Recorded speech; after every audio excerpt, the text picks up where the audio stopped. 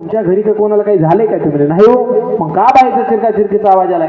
तसं काही नाही म्हणे, आज आमच्या घरी गवळणीचा कार्यक्रम होता, आता फक्त स्वर लागलाय, अजून 2 घंटे थांबा, अख्खी गवळण ऐकायला मिळेल. शिवार हा दृष्टांत झाला. सिद्धांत आहे का? तिने हिताचं मागितलं का अहिताचं मागितलं?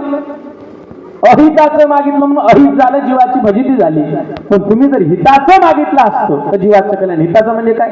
ज्ञानेश्वरी मागा, परमरहस्य मागा, शिवपाठ मागा, हरिपाठ मागा. जे गुरु ज्ञान देतील त्याचं आचरण जीवनामध्ये आणा, जीवाचं कल्याण झाल्याशिवाय राहत नाही. शिवदास महाराजांच्या विचारात श्रीमन्मत आले, मन्मथ स्वामीची कृपा लाभली. ते म्हणे मन्मथ माऊलीची कृपा लाभल्यानं पाप ताप संपलं. पण ज्यावेळेस मन्मथ माऊली ज्ञान सांगत होते, ते ज्ञान म्हणजे गुरुनं सांगितलेलं ज्ञान हे अमृतासारखं असते, म्हणून तृतीय चरण.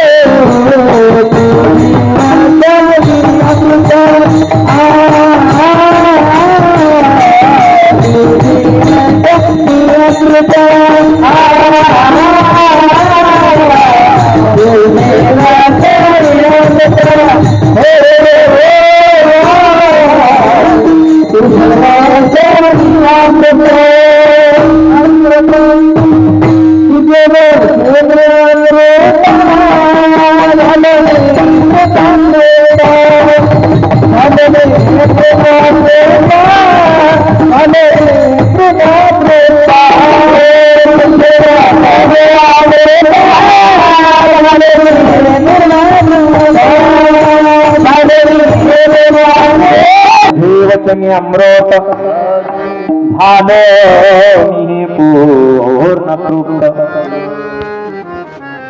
शिवदास महाराज श्रीमन्मथाला सांगतात, हे मन्मथराया, तुमच्या मुखातून जे ज्ञान मिळतंय, जे शब्द मिळतात, माणसाची आस, माणसाची हाव एवढी मोठी की त्याला तृप्ती कधीच मिळत नाही. पण म्हणजे सद्गुरूचा सहवास मिळाला तर तृप्ती मिळते. तृप्ती काय मिळते? ज्यापर्यंत माणसाला मी कोण आहे कळत नाही, तोपर्यंत माणसाची हाव कधी भरत नाही. पण एकदा ज्यावेळेस मी कोण हे कळालं का तिथं पूर्ण विराम आला.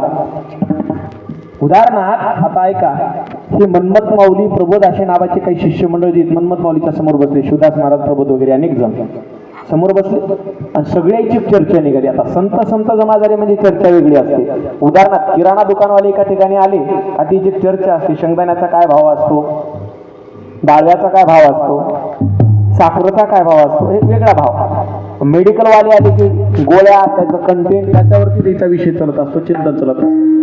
पण साधू संत आले की अध्यात्मावरती चिंतन चालतं. तर विषय निघाला, वैराग्य कसा असतो, त्याग काय असतो, हा विषय निघत ब्रह्मपदापर्यंत गेला. ब्रह्म म्हणजे काय आहे, ब्रह्म काय असतो, हा विषय निघाला. विषय एवढा वाढला का त्याच्यामध्ये मन्मथ माऊलीचे शिष्य प्रबोध नावाचे, ते खाली मान घातले गुणानं बसले. ते मन्मथ माऊलीनं तिला विचारलं, का रे प्रभू, ते बाकीचे सगळेजण काही ना काही विचारायले, पण तू का काही विचारणार? ते म्हणे, देवा, हे सगळेजण विचारायले नाही. इतर शिष्य जे प्रश्न करती, ब्रह्म मनोनी कैसे पुसती, माझे तैसे पुसणे नव्हे स्वानंद मूर्ती, मी तैसे का पुसो. सगळेजण विचारतात, पण मला ते विचारायचं नाही. ब्रह्माशी माझं काही घेणं देणं नाही. ब्रह्म काय हे मला याचं घेणं देणं नाही. हे विचारायचं नाही. मग काय विचारायचं तुला? मन्मथ माऊली शिवदासाला म्हणतात, काय विचारायचंय? प्रबोधला म्हणतात. हे काय म्हणतात त्यावेळेस, माझे पुसणे ऐसे असे, माझे ब्रह्माऊन काय कोळंबले असे, मी कोण ते जाणतू नसे, ते जानवा मग आधी. मी कोण आहे हे मला माहिती नाही, जोपर्यंत मी कोण आहे हे जर मला कळत नसेल तर ब्रह्माला जाणून घेऊन मी काय करू? मी कोण आहे कळालं, तुमचा जन्म का झालाय, तुम्हाला काय कार्य करायचे. 84 लाख वेळा असणारा माणसाचा जन्म, ज्या जीवाला वेगवेगळे शरीर धारण करावं लागते, आणि सर्वातून मुक्ती मिळवायची असेल तर एक ही नरदेह. अलभ्या लाभ नरदेह, ऐसा लाभला तो पैसा गमाविता. लाभलाय ना, ते गमवायचं नाही. आणि एकदा जर गमवला तर मग कोण्यादी कराल सार्थक, पहाव विवेक करो निया. विचार करा, म्हणजे एकदा जर गेलं तर काय होईल? एकदा जर गेलं तर याचे आयुष्य जाय ऐसे तैसे, पुन्हा तेच असे शिरावरी, पुन्हा तेच भोगावं लागणार. म्हणून मी कोण हे जाणून घ्या, आणि मी कोण हे जाणून देणार जर कोण असेल तर ते गुरु आहे. छत्रपती शिवरायांना ज्यांनी आत्मज्ञान दिले असे जगद्गुरु तुकोबार आहे. महान शिवसंत शिवदास महाराजांना ज्ञान दिलं हे असे असणारे श्री संत शिरोमणी मन्मथ माऊली. ज्यावेळेस शिवसंत वैराग्यमूर्ती लक्ष्मण महाराजांचा भ्रमाचा पडदा दूर केला, ते दूर करणारे त्यांचे गुरु श्रीमंत जगद्गुरु फलसिद्ध गुरु माऊली. गुरु आयुष्यात आले, मी कोण आहे, माझं कार्य काय, याची ओळख करून देतात, त्याची जाणीव करून देतात, ते ज्ञान देतात. ते ज्ञान मिळालं म्हणजे माणसाचं पूर्णपणे ज्याच्या मागे लागलं होतं का नाही ते तिथं थांबते, आणि त्यावेळेस खरा मार्ग सापडते. महापुरुषांना जाणीव झाली, त्यांचं हित झालं, पण आपल्याला जाणीव आली नाही. आम्हाला एकच जन्माला आल्यावर कळालं, लोकाला नावं कसं ठेवायची, निंदा कशी करायची, द्वेष कसा करायचा, ह्याच्यातच आयुष्य निघून गेलं, ह्याच्यात गेलं. हे भयानक प्रकारे निंदा मारत, कधीही कोणाला नावं ठेवू नका. अहो, काही आपल्याला सोबत घेऊन जायचं नाही. सुखानं आनंदानं हस्त खेळत्या वातावरणामध्ये राहा.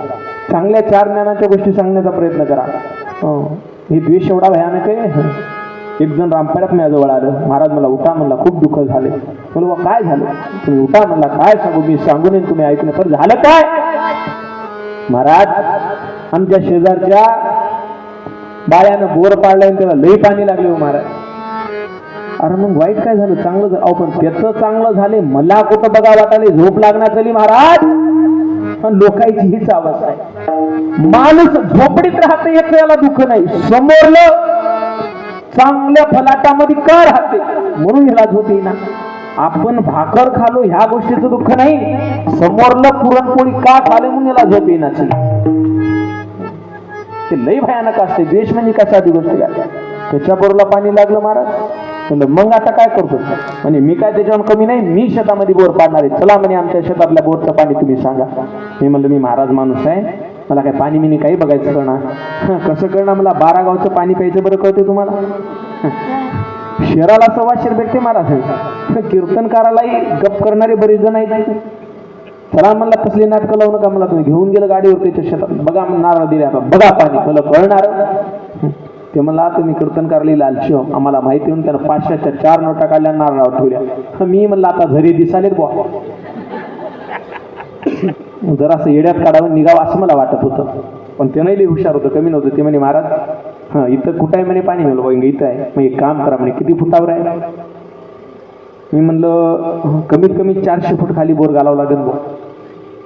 म्हणला लई खोल वाले. मी म्हणलं त्याच्याही बोरचं पाणी त्याच बोरला येते. ते म्हणला मग जमल, खर्च किती? मी म्हणलं निदान मोटर सगळं म्हणलं तर 3-4 लाख रुपये लागतील बुवा. ते म्हणला लई वाले मी ना पैसे नसेल तर राहू दे मी जातो. हा नाही नाही म्हणे महाराज मी का कोणाचे घेईल पण बोर पाडन म्हणजे पाडन. 1.5 एकर घाण ठेवलं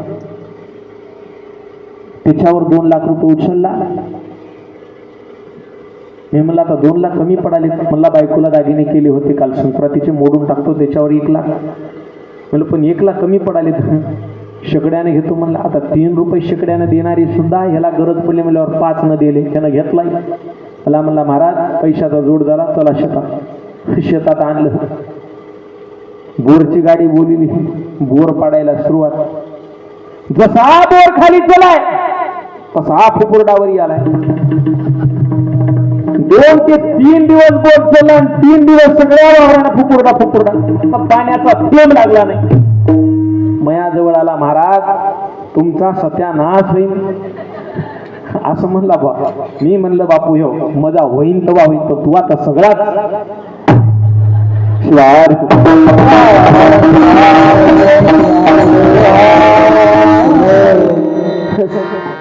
सांगण्याचा दृष्टिकोन सिद्धांत काय म्हणजे लोकांचं वाईट करू नका आपलं वाईट होते. उद्याची गॅरंटी नाही महाराज. हसत खेळत राहा. कोणाची निंदा करू नका कोणाचा द्वेष करू नका. चांगलं सांगण्याचा प्रयत्न करा. साधू संतांनी जे सांगितलंय ना तेच तुमच्या जीवनात आणा. सकाळी उठा एखादी ज्ञानेश्वरीची विवी वाचा. सकाळी उठा परमवर्षाची एखादी विवी वाचा.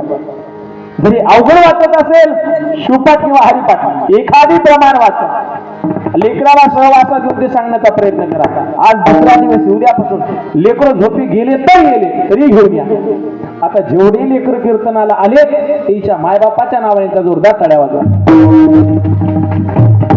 झोपी जाऊ द्या पण घेऊन या. का घेऊन या ही काळाची गरज आहे. हा परमार्थ आहे. अध्यात्म हा सत्संग ही कीर्तन ही सत्ता काय आहे हे तिला कळावं. बघा दुसऱ्यांचा विचार करा. गुरुद्वाऱ्याला कधी गेलात का नांदेडला? लेकर असतात आपल्या धर्माच्या आचार पद्धतीने वागतात. मोठे लोक तिला कसला अहंकार नाही ती तिथं सेवा करतात. मुस्लिम समाजात बघा लहान लेकरायला तिनं मस्जिदमध्ये नेतात. आपल्या धर्माचे आचार विचार शिकवतात.